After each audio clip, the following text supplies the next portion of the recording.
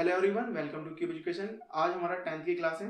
10th class में हम कर रहे थे फर्स्ट चैप्टर में हमने 1.1 और 1.2 में कुछ क्वेश्चन डिस्कस कर लिए थे। 1.2 में हमने 1 से लेकर 4 क्वेश्चन तक डिस्कस कर लिए थे। आज उसके आगे क्वेश्चन डिस्कस करेंगे, क्वेश्चन नंबर 5, 6 और 7 डिस्कस करेंगे। जब लास्ट क्लास में हम डिस्कस कर रहे थे तो हमने अंकगणित की आधारभूत परिमेय डिस्कस करी थी। उसमें हमने देखा था कि अंकगणित की आधारभूत परिमेय क्या कहती है कि किसी भी भाज्य संख्याओं को अभाज्य संख्या के गुणनखंड के रूप में लिख सकते हैं। तो उसी के ऊपर कुछ क्वेश्चन और है जो हमें करने हैं, ठीक है। तो ये दो क्वेश्चन उसी पे होंगे और ये क्वेश्चन हमारा अलग है, ये हम देखेंगे इसमें क्या करना है। देखो जैसे क्वेश्चन नंबर 5 लिखा हुआ है, क्वेश्चन नंबर 5 में क्या लिखा हुआ है, जांच कीजिए कि क्या किसी प्राकृतिक संख्या के n के लिए संख्या 6n अंक 0 पर समाप्त हो सकती है। मतलब अब देखो यहाँ पे क्या है, यहाँ पे वो क्या कह रहा है, एक संख्या है 6 की पावर n और ये कह रहा है किसी n के लिए, मतलब जब उसकी पावर को n है। अब n क्या है, एक प्राकृतिक संख्या, मतलब 1 2 3 4 5 है, ठीक है। तो अगर वो पूछ रहा है कि क्या कभी उसके एंड में 0 आएगा, तो देखो हमें पता है कि 6n है, वो ये पूछ रहा है कि क्या कभी इस पावर के लिए, इसकी पावर अगर 1 रखो तो 6 आएगा, इसकी पावर 2 रखोगे तो 6 गुना 6 36 होते हैं, फिर इसकी पावर 3 रखोगे तो कितना आएगा, 216 आएगा। तो जैसे 10 के अंक है, हमारा 10 का अंक है, तो 2 गुना में 5, इसके जो गुणनखंड होंगे हमें पता है ये एक भाज्य संख्या है, भाज्य संख्याओं को उसके अभाज्य गुणनखंड के रूप में लिख सकते हैं। तो इसमें आगे 2 गुना में 5। अगर आप 20 लिखोगे तो क्या लिखोगे, 2 गुना में 2 गुना में 5। अगर आप 30 लिखोगे तो ये आएगा 2 गुना में 3 गुना में 5। तो आप एक चीज देख रहे हो, जिन संख्याओं के अंत में 0 होता है उसमें एक तो 2 हमेशा आ रहा है और एक 5 हमेशा आ रहा है। तो जिस संख्या के अभाज्य गुणनखंड में 2 और 5 होगा, वो संख्या के अंत में 0 आ सकता है, उसकी पावर अगर कुछ भी हो। तो यहाँ पे हमें 6 के गुणनखंड देखने हैं, 6 के अभाज्य गुणनखंड। तो आप क्या करोगे, आप करोगे 6 का अभाज्य गुणनखंड। तो 6 के अभाज्य गुणनखंड क्या होंगे, 2 गुना में 3। तो हम क्या बोलेंगे, यदि कोई संख्या 0 से समाप्त हो तो उनके अभाज्य गुणनखंड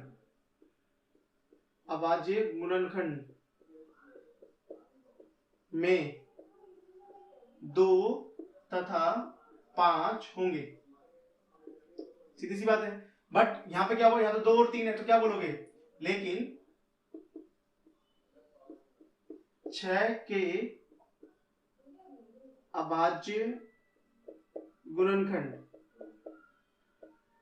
2 तथा 3 है। अतः क्या कह सकते हो, 6 की पावर जो n है, 6 की पावर n कभी 0 पर समाप्त नहीं होगी। तो इस तरह से ये क्वेश्चन होगा। तो ये मैंने बेसिक समझाया था। तो ये अब क्वेश्चन करोगे तो एग्जाम में खाली इतना ही लिखना पड़ेगा आपको कि 6 के जो गुणनखंड है, अभाज्य गुणनखंड है, वो 2 गुना 3 है। और इस संख्या में हमने ये देखा कि जिस संख्या के अंत में 0 आते हैं उसमें 2 और 5 हमेशा आएंगे। तो हमने यहाँ बताया कि जो संख्या 0 से समाप्त होगी उसके अभाज्य गुणनखंड में 2 5 होगा, लेकिन 6 के अभाज्य गुणनखंड में 2 और 3 है, इसलिए इसका कभी अंत 0 पे समाप्त नहीं होगा। तो ये था आपका क्वेश्चन नंबर 5। चलिए क्वेश्चन नंबर 6 करते हैं। इसमें क्वेश्चन नंबर 6 में क्या है, व्याख्या कीजिए कि 7 गुना 11 गुना 13 प्लस 13 और 7 गुना 6 गुना 5 गुना 4 गुना 3 गुना 2 गुना 1 प्लस 5 भाज्य संख्या क्यों है। तो देखो भाज्य संख्या पूछ रहा है और ये संख्या, ये दो क्वेश्चन है एक्चुअली, एक ये क्वेश्चन है और एक ये क्वेश्चन है, तो दो अलग अलग क्वेश्चन है, ठीक है। तो मैं एक करा देता हूं, दूसरा आप कर लेना, ठीक है। तो मैं इसे करा देता हूं क्योंकि ये जल्दी हो जाएगा, फिर ये आप कर लेना, इसमें ज्यादा कुछ नहीं है, सेम ही होगा उसके जैसा। तो देखो भाज्य संख्या क्या होती है, लास्ट क्लास में मैंने पढ़ा था, जितनी भी संख्या अभाज्य नहीं होती वो सारी भाज्य होती है। किसी भी भाज्य संख्या को हम अभाज्य संख्या के गुणनखंड के रूप में लिख सकते हैं। तो हमें ये दिखाना है कि अगर ये भाज्य संख्या होगी तो उसके सारे गुणनखंड क्या होंगे, अभाज्य होंगे। तो देखो ये एक अभाज्य संख्या है, ये भी अभाज्य संख्या है, ये भी अभाज्य संख्या है, बट यहाँ लिखा है प्लस 13। तो अगर ये प्लस नहीं होता यहाँ पर और ये गुना में होता तो आप कह सकते थे कि ये एक भाज्य संख्या है। तो कैसे इसे हमें दिखाएंगे कि अभाज्य। तो देखो जब क्वेश्चन नंबर 7 आप करोगे, 7 का पहला पार्ट करोगे, तो उसमें क्या लिखा हुआ है, 7 गुना 11 गुना 13 प्लस 13। तो हमें इस प्लस को हटा के इसके बीच में गुना का लगाना है, तो संख्या यही रहेगी या बदल जाएगी, देखते हैं। तो आपको करना क्या है, देखो जितनी भी गुना में है वो सारी एक संख्या है और ये अलग दूसरी संख्या है। तो ये ये 1 है और ये 1 है, तो इसमें से कॉमन ले लो। कॉमन क्या लोगे? जो दोनों में हो। तो दोनों में क्या है, देखो इसमें भी 13 है, इसमें भी 13 है, तो 13 कॉमन ले लो। तो 13 बाहर ले लिया कॉमन, तो यहाँ क्या बचा 7, यहाँ 11। अब 13 बाहर चलेगा तो यहाँ 1 बचा होगा, फिर ये प्लस यहाँ से भी 13 बाहर चलेगा तो ये भी 1 बचा होगा। अब इसको अंदर वाले को हल कर लो, तो ये हो गया 77 प्लस में 1, तो ये हो गया 13 गुना में 78। अब 78 एक भाज्य संख्या है, गुणनखंड के रूप लिखो उसको 78 को। तो 78 को अगर दो की टेबल से करोगे तो कितना आएगा आपका? आएगा 2 तिया 6, फिर 1 2 9 18, फिर 3 की टेबल से करोगे 3 एकम 3, 3 तिया 9, फिर 13 से करोगे तो 78 के गुणनखंड क्या होगा? 13 गुना में 2 गुना में 3 गुना में 13। तो इसके अगर अभाज्य गुणनखंड देखोगे तो 2 गुना 3 गुना 13 गुना 13। तो जो ये संख्या थी उसके एक्चुअल में गुणनखंड ये है, ऐसे गुणनखंड होंगे। तो हमने क्या देखा कि इस संख्या जो भी ये संख्या थी इसके जो गुणनखंड आए वो आए 2 गुना 3 गुना 13 गुना 13, और ये सारे के सारी क्या संख्या है? ये एक अभाज्य संख्या है। मतलब जो हमारी ये संख्या है ये क्या है? एक भाज्य संख्या। तो क्यों? क्योंकि दी गई संख्या, अब लिखोगे दी गई संख्या अभाज्य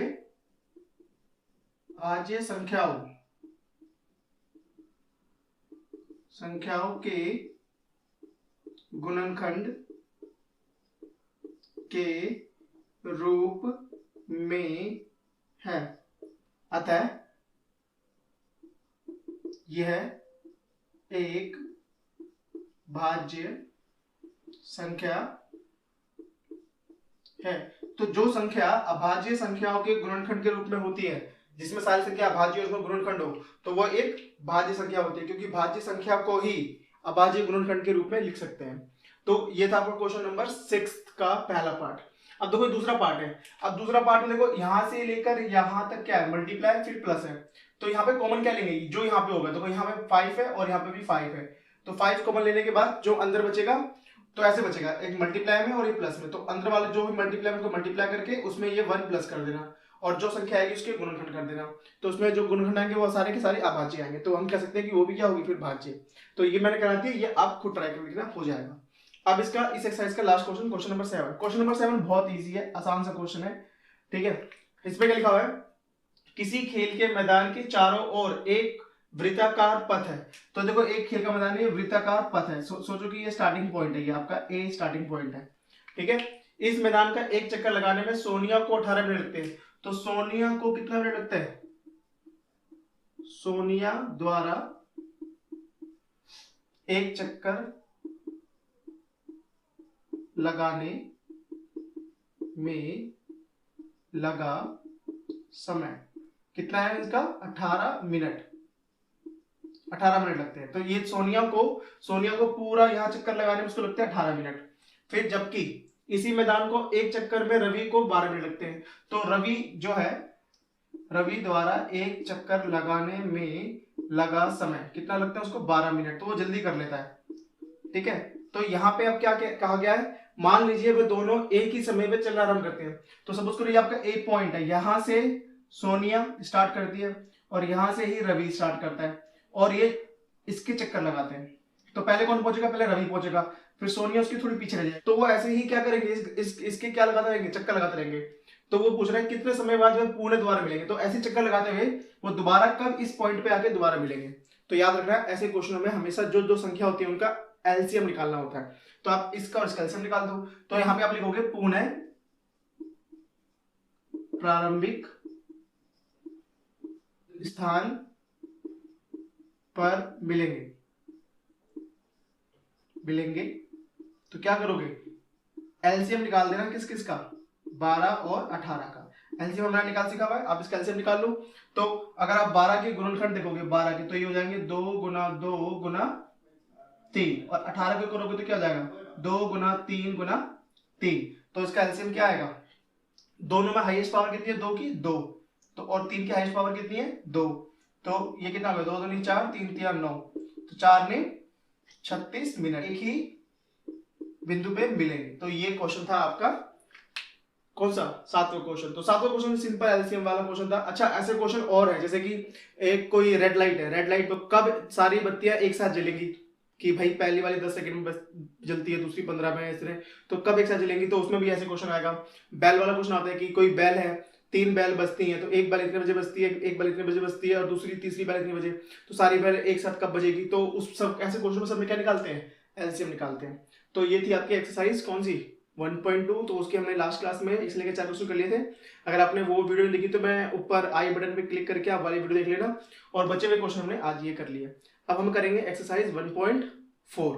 चलिए देखते हैं कि एक्सरसाइज 1.4 में हमें कौन सा टॉपिक डिस्कस करना है।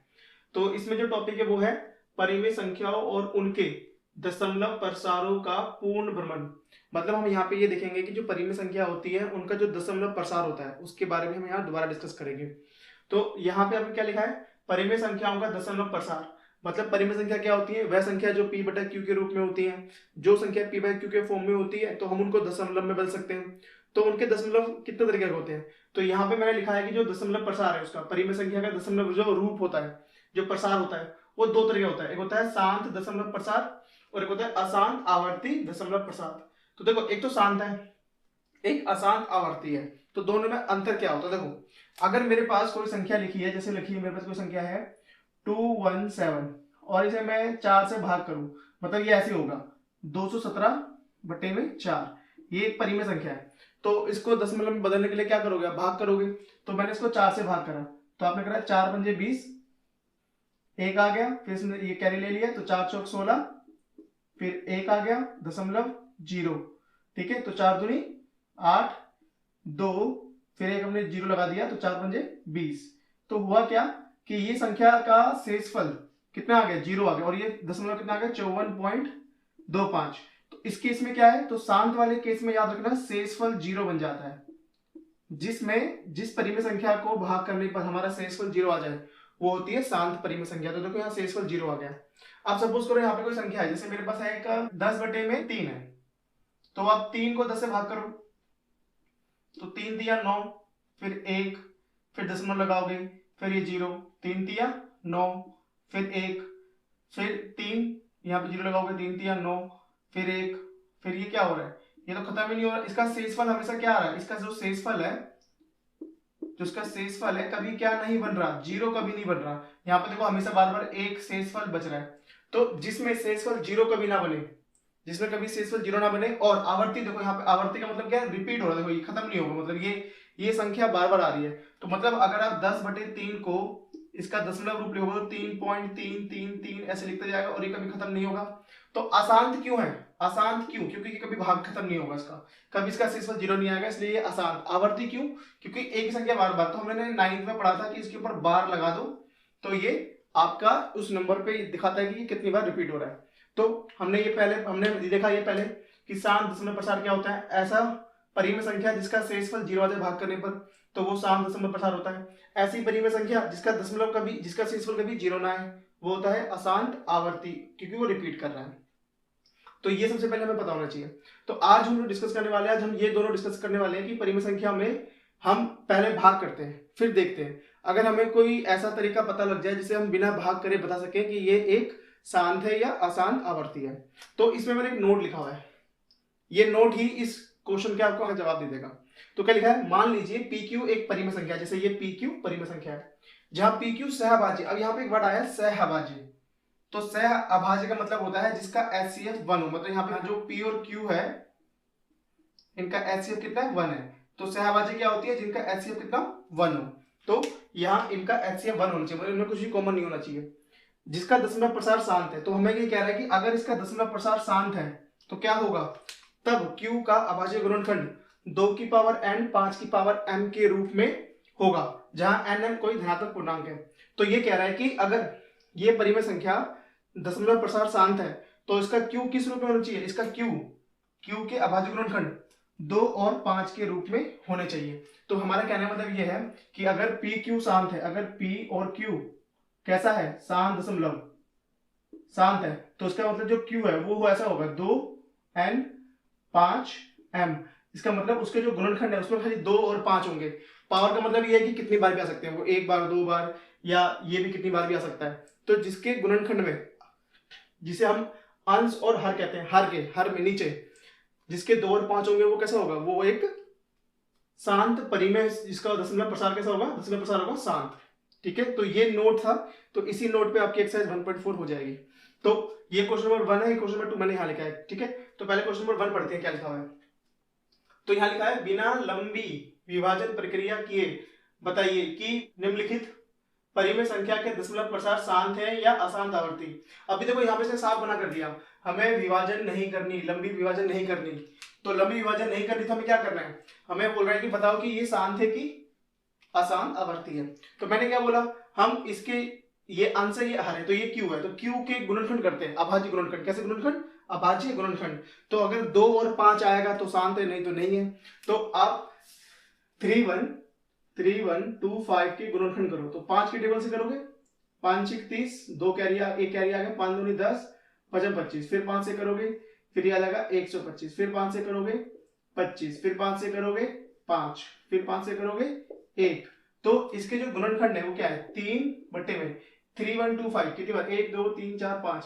तो यहाँ पे क्या आ गया, 5 की पावर 5 आ गया। अब मेरी बात ध्यान सुनना, मैंने यहाँ बोला था 2 और 5 दोनों आए, तो यहाँ पे अगर 2 नहीं आया तो मतलब क्या है, 2 की पावर 0 होगी तभी तो नहीं आया। 2 की पावर 0 का मतलब क्या होता है, 1। तो अगर इसमें 2 को क्या मानेंगे, इसमें 2 की पावर 0 है, इसमें ये मान चल सकते हैं। तो यहाँ पे क्यू कितना है, क्यू कितना है, 5 की पावर हर है, जो क्यू है वो कैसा है, 5 की पावर 5 है। तो हम कह सकते हैं ये कैसा होगा, ये इसका शांत दशमलव होगा, शांत दशमलव। ठीक है, तो जिसके में खाली 5 भी होगा तब भी वो शांत दशमलव होगा। अब क्वेश्चन नंबर 2 देखते हैं। देखो ये लिखा है 17 बटे में 8, 17 बटे में 8, तो 17 लिखोगे आप और 8 के करोगे गुणनखंड। जब आप 8 के गुणनखंड करोगे तो क्या आएगा, 2 चौक 8, 2 दूनी 4 और 2 एकम 2। तो ये आ गया कितना, 2 की पावर 3। तो अब यहाँ पे क्या है, यहाँ 5 नहीं आ रहा, तो यहाँ पे कहेंगे कि 5 की पावर क्या है, 0 है। तो हम यहाँ क्या क्या कह सकते हैं, हम ये कह सकते हैं यहाँ पर कि इसमें 2 की पावर 3 है और 5 की पावर क्या है, 0, मतलब 5 इसमें एक बार भी नहीं है। तो 5 की पावर 0 मतलब ये 1 है, तो कोई फर्क नहीं पड़ेगा इसमें आंसर में। और हमने क्या बोला था, अगर हमारा Q 2 और 5 की पावर के रूप में हो तो वो कैसा होगा, वो होगा शांत दशमलव। तो ये भी कैसा है, शांत दशमलव। ठीक है, तो देखो अभी हमने क्या देखा कि अगर हमारे पास कोई परिमेय संख्या है और उसके बटे में या तो 5 आ जाए, जिसका हर जो है या क्यू जिसे कहते हैं हम, वो 5 की पावर 5 आ जाए, ठीक है, तो वो एक क्या होगा, एक शांत दशमलव। अगर 2 की पावर कुछ आ जाए तो वो भी होगा शांत दशमलव। हमने 5 और 2 की बात करी थी, तो यहाँ पे 2 की पावर 0 मानेंगे, यहाँ 5 की पावर 0 मानेंगे। जैसे कि अगला क्वेश्चन देखते हैं, 64 बटे में 455, 64 बटे में 455। तो आप लिखोगे 455 के गुणनखंड। तो 455 को आप अगर करके देखो, आप करके देख लो 5 से पहले, ये हो गया 5 ने 45, फिर ये 1, फिर ये 7 से, 7 एकम 7, 7 के टेबल जाएगा, फिर 7 3 21, फिर 13 के टेबल से, 13 एकम 13। तो इसके जो गुणनखंड हुए वो है 64 बटे में, ये हो गया 5 7 और 13। अब यहाँ पे एक चीज देखना, इसका जो गुणनखंड आए उसमें 5 भी है, 7 भी है, 13 भी है। तो मैंने कहा था खाली 5 होना चाहिए और 2 होना चाहिए, या तो 7 और 13 दोनों अलग आ गए। तो यहाँ पे क्या कह सकते हो, जो Q है वो इक्वल नहीं है किसके, 2 की पावर n के और 5 की पावर m के। इसलिए ये कैसा होगा, अशांत आवर्ती। इसका दशमलव कैसा होगा, अशांत आवर्ती, है ना, अशांत आवर्ती होगा इसका। तो इस तरह से हमने देखा कि भाई अगर किसी का दशमलव ऐसा हो तो शांत होता है और ऐसा हो तो अशांत आवर्ती। अब देखते हैं, देखो एक क्वेश्चन देखो ये है जो जल्दी से हो जाएगा। अब आप ये खुद करना, जो आपका Q है वो है 2 की पावर 3, 5 की पावर 2 के रूप में। तो इसमें 2 भी है और क्या भी है, इसमें 5 भी है। अब इसके बीच में ये कुछ नहीं तो मानोगे गुणा के निशान से, मल्टीप्लाई का साइन है इसमें, तो ये सीधी सी बात है, क्या बन गया, ये बन गया शांत दशमलव, शांत दशमलव। इसको हम भाग करेंगे तो क्या आएगा, सीधे शांत दशमलव आएगा। ठीक है, अब क्वेश्चन नंबर ये देखो 129, 129 अपॉन 2 की पावर 2, 5 की पावर 7, 7 की पावर 5। अब इसमें देखो 2 है सही है, 5 भी है, बट ये 7 गलत आ गया, तो इसमें 7 नहीं होना चाहिए। तो इसमें क्या लिखोगे, जो Q है वो नॉट इक्वल है किसके, 2 की पावर n और 5 की पावर n के फॉर्म में। इसलिए ये क्या है, ये अशांत आवर्ती है, अशांत है और ये आवर्ती करेगा। तो हम ऐसे बिना भाग करे बता सकते हैं कि ये संख्या शांत है या अशांत है, या अशांत आवर्ती है। अब देखो जैसे कि ये क्वेश्चन ये है, हमने एक चीज और बताता हूँ कि आपको मैंने बताया कि पी क्यू क्या होनी चाहिए, हमेशा अभाज्य संख्या होनी चाहिए। तो अभाज्य मतलब जब इनको इसमें कुछ भी कॉमन ना आए, मतलब किसी के टेबल से कट रहा है तो काट दो, सिंपलेस्ट फॉर्म होता है जो। तो अगर आप इसको पहले कैंसिल करोगे या अगर आप पहले कैंसिल नहीं करते तो आपके पास क्या आता, 3 आता, और 15 के गुणनफल तो उसको बताइए 3 और 5 होंगे, 3 फिर 5 से करोगे तो ये आता 3 गुना में 5। तो अगर आप अभी आंसर दोगे, अगर अभी आप आंसर दोगे तो आप बोलोगे ये तो आसान आवर्ती है, बट यहाँ पे कुछ अगर कैंसिल कर रहे हो तो कैंसिल हो रहा है तो उसे कैंसिल कर दो, जैसे 3 वन जा 3, 3 टू जा, तो अब इसके क्या है, ये 2 है और ये नीचे हर में कितना है इसके 1 है और 2 की पावर 0 है, तो ये कैसा है, ये है एक शांत है, शांत दशमलव, शांत दशमलव। तो इस तरह से आप इन जो बचे क्वेश्चन है, ये 2 और 2 4 बचे, ये आपको ट्राई करना। देखो इसमें पहले कुछ कैंसिल कर लेना, जैसे कि इसमें कुछ कट रहा है 5 के टेबल से जो कट रहा है से काट के उसके बाद उसके क्यू के गुणनफल करना, इसमें कुछ नहीं कटेगा क्योंकि ये एक अभाज्य संख्या है तो ये कटेगा ही नहीं, ये 3 के टेबल से या 7 के टेबल से जिससे भी हो जाए उससे कर लेना। ये वाला 5 के टेबल से कटेगा, ये वाला 7 के टेबल से कट जाएगा। कटने के बाद जैसे मैंने यहाँ पे एक कट के दिखाया है, कैंसिल करके दिखाया है, वैसे यहाँ कैंसिल करके फिर करना। तो ये था पहला क्वेश्चन कि इसमें बिना लंबी विभाजन से क्या बताना है कि ये शांत है या अशांत आवर्ती। तो हमने ये जो नोट में पढ़ा था कि जो हमारा Q है उसके अभाज्य गुणनखंड हमेशा 2 और 5 होंगे तो वो हमेशा शांत होगा, नहीं अगर वो नहीं होंगे तो क्या होगा, अशांत आवर्ती होगा। ठीक है, तो ये क्वेश्चन नंबर 1 था। चलो अब करते हैं क्वेश्चन नंबर 2।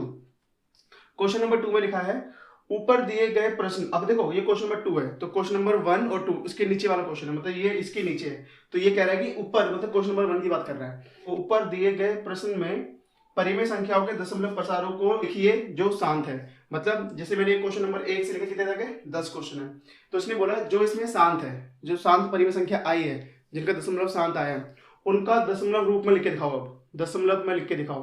तो यहाँ पे जो जो शांत है हम खाली वो रखेंगे और जो अशांत आवर्ती है उसे रफ कर देंगे। चलिए अब क्वेश्चन नंबर 2 करते हैं। देखो क्वेश्चन नंबर 2 मैंने ये जो बच गए, जो क्वेश्चन नंबर 1 में जो शांत वाले थे खाली मैंने वो लिखे, ठीक है। तो देखो इसमें जो क्वेश्चन नंबर 1 था उसमें पहला वाले का शांत दशमलव था, दूसरे वाले का शांत था, ये भी शांत आएगा, ये वाला शांत था दशमलव में, ये भी शांत दशमलव है और ये भी शांत। तो 6 क्वेश्चन है, मतलब क्वेश्चन नंबर 1 में जिसमें 10 क्वेश्चन थे उसमें से 6 क्वेश्चनों के शांत दशमलव है, तो सबको आपको दशमलव में बदलना है। तो मैं इसमें से कुछ को बदलता हूँ, कुछ आप बदल लेना। तो देखो कैसे करना है, देखो जब हमें पता लग जाता है कि ये शांत दशमलव है तो उसको हम कैसे बदलेंगे दशमलव में। तो करना क्या है, आपको सिंपल सा लॉजिक है, जैसे कि मैं यहाँ कर देता हूँ, इन क्वेश्चनों को मैं यहाँ करता हूँ, ठीक है। तो जैसे ये क्वेश्चन था, ये है 13 बटे में 5 की पावर 5, ठीक है। तो इसे बदलना दशमलव में। देखो इसका लॉजिक में बता दो क्या होता है, हम जब कोई संख्या भाग करते हैं तो सबसे आसान भाग कौन सा होता है, जिसके नीचे 0 हो। जैसे एग्जांपल देते हैं, मेरे पास कोई क्वेश्चन है 1 2 4 9 और इसके नीचे है 1000, कितने जीरो है, 1 2 3 जीरो। तो हमें क्या पता है, यहां से मतलब राइट टू लेफ्ट 3 दशमलव के बाद 3 संख्या के बाद 1 2 3 1.24 है, ठीक है।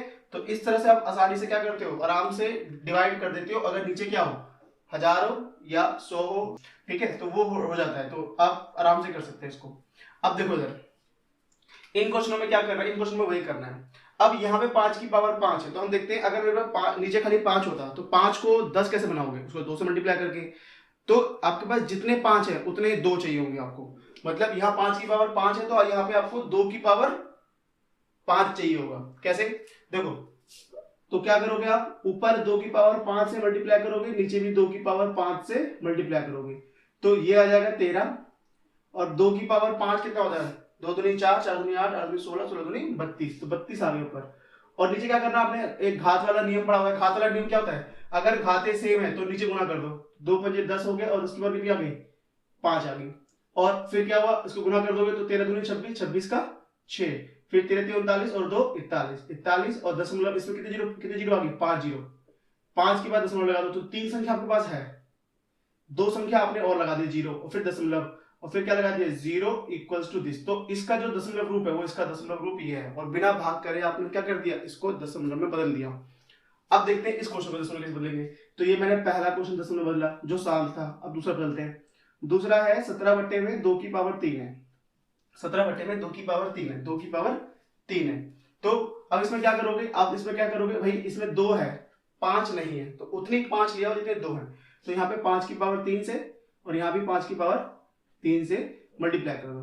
तो ये देखो ये हो गया 17 गुना में 5 को 3 से गुना करोगे तो ये आ जाएगा 125 और ये हो जाएगा आपका कितना 10, क्योंकि 2 पंजे 10 और घात कितनी हो जाएगी इसकी 3 हो जाएगी। अब 17 को 125 से गुना करो तो 125 को अगर आप 17 से गुना करोगे तो 7 पंजे 35 होते हैं। 35 का कितना हो गया 3, 7 दूनी 14 और 3 17, 1 7 एकम 7, ये 8 हो गया।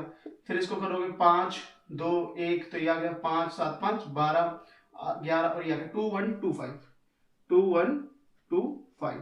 ठीक है, तो अब इसके नीचे 1000 था तो दशमलव कितना आएगा 2.125। तो इस तरह से आप दशमलव बन सकते हो बिना क्या करें, बिना आप भाग करें दशमलव सकते हो।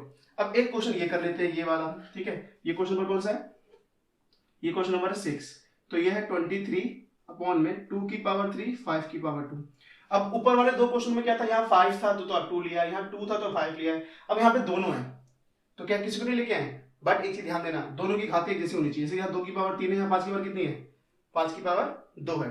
तो क्या करोगे, ऊपर यहाँ पे 5 की पावर 2 है ना, तो मुझे एक 5 और चाहिए, तो ऊपर 5 से गुना कर दो, नीचे भी 5 से गुना कर दो। तो ये हो गया 5 दिए 15 और एक गया ये आ गया 115। ठीक है, और ये 5 3 बार हो गया, 2 भी 3 बार है तो 10 की पावर 3 आ गया। तो ये हो गया आपका 1 1 5 और ये हो गया 1000 और इसमें 3 जीरो के बाद दशमलव, तो 5 1 1 दशमलव 0। तो इस तरह हम इसको भाग में बिना भाग करे आप दशमलव में बदल सकते हो। तो ये था क्वेश्चन नंबर 2। तो क्वेश्चन नंबर 2 में एग्जाम में ऐसा क्वेश्चन आएगा कि भाई बिना भाग करे क्या बदलो, दशमलव में बदलो। तो आपका तरीका ये है कि आप किस तरह से बदलोगे। और क्वेश्चन नंबर 1 में खाली ये बताना था ये शांत है, ये अशांत आवर्ती है। तो ये था आपका क्वेश्चन नंबर 1 और ये क्वेश्चन नंबर 2। ठीक है, अब करते हैं क्वेश्चन नंबर 3। चलिए अब क्वेश्चन नंबर 3 देखते हैं। देखो ये है क्वेश्चन नंबर 3। इसमें लिखा है कुछ वास्तविक संख्याओं के दशमलव प्रसार नीचे दिए गए हैं। अब देखो यहाँ बात हो रही है वास्तविक संख्या। वास्तविक संख्या 2 होती है, एक परिमेय एक अपरिमेय। ठीक है, प्रत्येक स्थिति के लिए निर्धारित कीजिए कि क्या यह संख्या परिमेय है या नहीं है। बताने की परिमेय है कि नहीं है। यदि यह परिमेय संख्या है और p/q के रूप की है तो q अभाज्य गुणनखंड के बारे में आप क्या कहेंगे। तो सीधी सी बात है, हमसे ये पूछ रहा है कि क्या ये परिमेय संख्या है। अगर ये परिमेय संख्या है तो इसके q के अभाज्य गुणनखंड कैसे होंगे। तो जो अभी हम पढ़ के आए थे कि अगर q एक परिमेय संख्या है और उसका दशमलव प्रसार शांत है तो उसके q के अभाज्य गुणनखंड कैसे होंगे, 2 और 5 के होंगे। तो हमें इसमें बस ये बताना है कि इसमें कौन कौन सी परिमेय संख्या है और अगर ये परिमेय संख्या है तो उसका दशमलव जो उसका q है उसके गुणनखंड के बारे में हम क्या बोल सकते हैं। तो देखो ये पहला क्वेश्चन है। पहला क्वेश्चन है 4.3 1 2 3 4 5 6 7 8 9। अब देखो यहाँ पे क्या चीज देखनी है आपको। सबसे पहले देखना है कि यहाँ पे डॉट डॉट डॉट डॉट नहीं है। तो जब किसी दशमलव संख्या के आगे डॉट नहीं होता, कभी भी डॉट नहीं होता, उसका मतलब होता है वो शांत है। और इसके ऊपर बार भी नहीं है ना, इसके ऊपर बार, क्योंकि बार क्या होता है रिपीट का मतलब होता है। तो यहाँ पे इसके ऊपर बार भी नहीं है और यहाँ कुछ भी नहीं है। तो ये कैसा दशमलव है, ये शांत दशमलव है। कैसा है ये, शांत दशमलव। तो इससे हम ये क्या कह सकते हैं कि अगर ये शांत दशमलव है तो हम कह सकते हैं कि जो q है, q के अभाज्य गुणनखंड, अभाज्य गुणनखंड क्या होंगे, 2 की पावर n और 5 की पावर m के रूप में होंगे। सीधी सी बात है, बस इतना ही बताना था इसमें। तो अगर पता लग जाए कि ये शांत है तो q के अभाज्य गुण क्या होंगे, ये होंगे। अब अगला देखो, अगले में लिखा है 0.120, फिर ये 1200 हो गया, फिर ये 12,000 हो गया, फिर ये 1,20,000। तो इसमें देखो जीरो बढ़ रहे हैं और इसका दशमलव ये डॉट डॉट भी दिखा रहा है यहाँ पर। तो इसका मतलब क्या है, ये खत्म तो हो नहीं रहा, तो ये तो अशांत है। और आवर्ती कैसे पता लगती है कि आवर्ती क्या है, इसके ऊपर बार लगा होना चाहिए। तो देखो यहाँ बार लग ही नहीं सकता क्योंकि यहाँ पे 120 है, फिर यहाँ 1200 हो गया, कोई रिपीट ही नहीं हो रहा है तो जीरो बढ़ रहे हैं समय। तो ऐसी संख्या को क्या बोलते थे हम, ऐसी संख्या बोलते थे अपरिमेय संख्या। तो ये एक अपरिमेय संख्या है और अपरिमेय के दशमलव कैसे होते हैं, अशांत, अनावर्ती। अनावर्ती मतलब ये रिपीट भी नहीं कर रहे और ये कभी खत्म भी नहीं होंगे। और इसके q के अभाज्य गुणनखंड क्या लिखोगे, q के अभाज्य गुणनखंड 2 की पावर n 5 की पावर n के रूप में नहीं होंगे, रूप में नहीं होंगे, नहीं होंगे, सीधी सी। ठीक है, इसमें ये बताना था। अब इसमें देखो, इसमें क्या लिखा है 43.123456789। अब डॉट डॉट तो नहीं है बट इसका बार लगा दिया। ये बार का मतलब ही क्या होता है, रिपीट हो रहा है, मतलब ये 1 से लेकर 9, फिर 1 से लेकर 9, फिर 1 से 9, तो ये क्या है, आते रहेंगे। तो अब इससे क्या मतलब क्या है, कैसा है, अशांत है। और अशांत के बाद भाई बार का मतलब ये होता है कि आवर्ती है, अशांत आवर्ती है। तो इस संख्या का जो दशमलव है वो कैसा है, अशांत आवर्ती। तो हमने क्या सीखा है, जिसका अशांत आवर्ती होता है उसकी भी ये फॉर्म नहीं होता, खाली शांत वाले के होते हैं। तो उसके क्या बोलोगे, q के अभाज्य गुणनखंड, अभाज्य गुणनखंड 2 की पावर n और 5 की पावर m के रूप में नहीं होंगे, रूप में नहीं होंगे।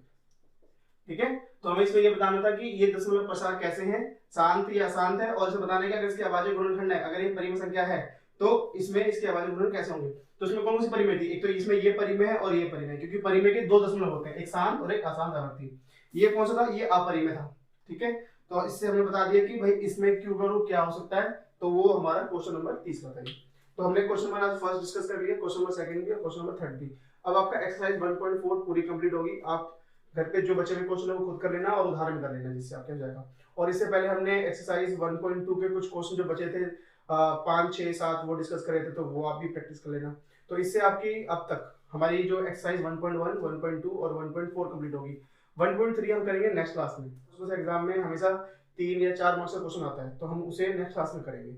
और आज जो मैंने आपको कराया है, आई होप आपको ये अच्छे से समझ में आया होगा। आप इसे अपनी कॉपी में सारा नोट करें, अच्छे से नोट करें और फिर प्रैक्टिस करें, तो आपको हर क्वेश्चन आराम से हो जाएगा आपसे। ठीक है, और अगर आपने अभी तक पुरानी क्लास की कोई वीडियो नहीं देखी है तो मैं सबके लिंक डिस्क्रिप्शन में दे दूंगा, आप वहां जाकर अपनी सारी क्लासेस देख सकते हैं। ठीक है, तो अब हम मिलते हैं नेक्स्ट क्लास में, तब तक के लिए बाय, टेक केयर।